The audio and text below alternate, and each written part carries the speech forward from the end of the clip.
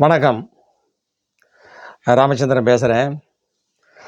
என்னடா தினசரி எல்லாம் மேக்கப் பண்ணி திருநாறு சந்தனம் குங்குமம் நீட்டாக உட்காந்துக்கிட்டு பேசுகிறாரே. யூடியூப் நிறுவனம் பல லட்சங்களை அள்ளி தரும் போல தெரிகிறது. வருமானத்துக்காக உட்காந்துருக்காருன்னு நினைப்பீங்க. சத்தியமாக சொல்கிறேங்க, தமிழ்நாடு மேலே ஆணையாக சொல்கிறேங்க, இது வரைக்கும் 10 பைசா கூட யூடியூப் நிறுவனம் எனக்கு தரவே இல்லைங்க. 1000 சர்ப்ரைஸ் கேட்டாங்க, இப்போ 1700 தாண்டிடுச்சு. 5 லட்சம் கேட்டால் போதும். நாங்கள் 10 லட்சம் வாசகர் நீங்கள் இருக்கிறீங்க, இது வரைக்கும் 10 பைசா தரல. ஒருவேளை நான் பேசுகிறதுனால பெரிய கோடீஸ்வரன் நினைச்சிட்டாங்களோ என்னமோ. பரவாயில்லை, நிகழ்ச்சிக்கு வரேன்.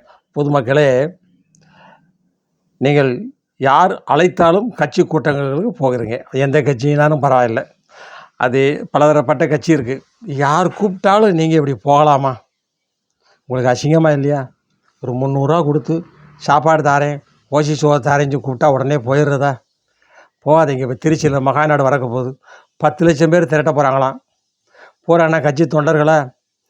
பாவம், உங்களை மாதிரி உள்ள அப்பாவி மக்களை கொண்டு வந்து நிறுத்தி நீங்கள் தான் கட்சிக்காரங்கன்னு சொல்லி ஒரு கருப்பு சிவப்பு சேலையை கொடுத்து ஏமாத்துறதே வேலையாக போச்சு மக்களை.